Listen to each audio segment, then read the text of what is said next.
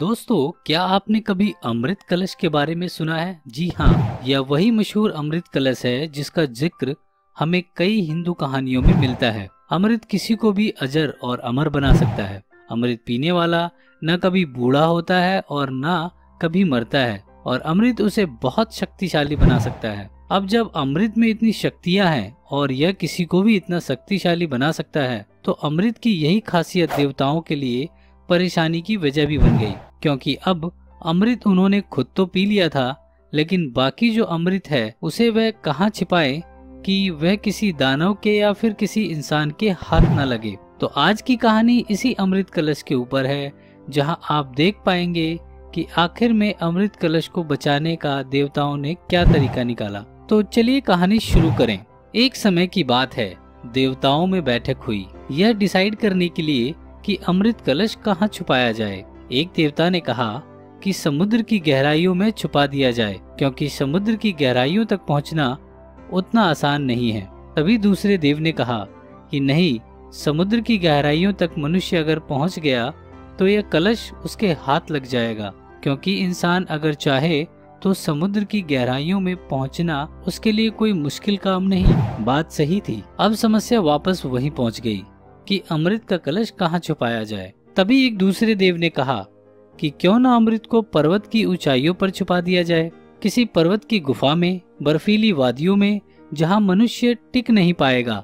तभी दूसरे देवता ने कहा कि नहीं, अगर वहाँ छुपाया और कल को मनुष्य वहाँ पहुँच गया तो वह वहाँ से अमृत ले लेगा। फिर सोचा कि अब इसे कहाँ छुपाया जाए। धरती की गहराई में भी अमृत छुपाना इतना सुरक्षित नहीं था, क्योंकि वहाँ भी आकर मनुष्य अमृत पा सकते थे। अब अमृत कलश को आखिर छुपाया कहाँ जाए। देवताओं की यह बैठक कई दिनों तक चली, पर लेकिन वह किसी निर्णय तक नहीं पहुँच पाए कि आखिर अमृत कलश को छुपाया कहाँ जाए। आखिर में सबने मिलकर ब्रह्मा जी से कहा कि हे ब्रह्मदेव, क्या हम अमृत कलश को चंद्रमा पर ही छुपा दें?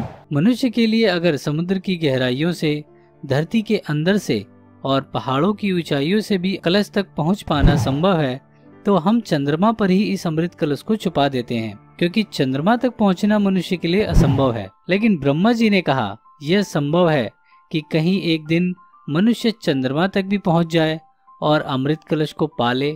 अब सारे देवता एक बार फिर से उसी परेशानी में पड़ गए कि अब आखिर इस अमृत कलश को कहाँ छुपाया जाए। तब आखिर में ब्रह्मदेव ने कहा कि इस कलश को अपने पास ही रखना उचित है, क्योंकि इस तरह से इसकी रक्षा करना कहीं ज्यादा आसान होगा। और सभी देवताओं ने उनके इस फैसले पर हामी भरी और यह कलश देवताओं ने अपने पास ही सुरक्षित रखा। अब आप सोच रहे होंगे कि यह कहानी मैंने आपको सुनाई क्यों, जिसमें आपको अमृत कलश का पता ही नहीं चला। अब आपको अमृत कलश का पता मिला हो या नहीं, पर इस कहानी से एक बहुत बड़ी सीख मिली है। वह सीख यह है कि भगवान ने इंसान को इस तरह बनाया है कि उसके लिए कोई भी काम मुश्किल नहीं है। अगर एक इंसान अपनी बुद्धि का इस्तेमाल करे तो उसके लिए किसी भी जगह पहुंचना या अपने लक्ष्य को पाना इतना मुश्किल नहीं है। और देवता भी यह बहुत अच्छे से जानते हैं कि मनुष्य समुद्र की गहराइयों में, आसमान की ऊंचाइयों में, जमीन के अंदर और बर्फीली वादियों में और यहाँ तक कि चंद्रमा तक भी पहुँच सकता है। तो आखिर ऐसा क्या है जो इंसान नहीं कर सकता? तो दोस्तों, इस कहानी से मिली सीख यह कहती है कि आप कभी भी खुद को कम न समझें। आप जो पाना चाहते हैं, जो बनना चाहते हैं, जो भी करना चाहते हैं, आप वह सब कर सकते हैं, क्योंकि आप में वो काबिलियत है। आप जिस मुकाम पर पहुंचना चाहते हैं उस तक पहुंचना आपके लिए मुश्किल नहीं है। और यह बात आपको पहले खुद से कहनी होगी, क्योंकि एक बार अगर आपने अपने मन और दिमाग को यह समझा दी कि आप जो चाहते हैं वह आपको जरूर मिलेगा, तो फिर बस आपको थोड़ी सी मेहनत करनी है, और आपकी लगातार मेहनत से और खुद पर विश्वास से आप उस लक्ष्य को हासिल कर लेंगे। उम्मीद है आपको यह कहानी और इसकी यह सीख पसंद आई होगी। लाइक और शेयर करना ना भूलें और सब्सक्राइब जरूर करें, ताकि हम ऐसी ही अच्छी अच्छी कहानियाँ आपके पास लाते रहें। आपका कीमती समय देने के लिए बहुत बहुत धन्यवाद।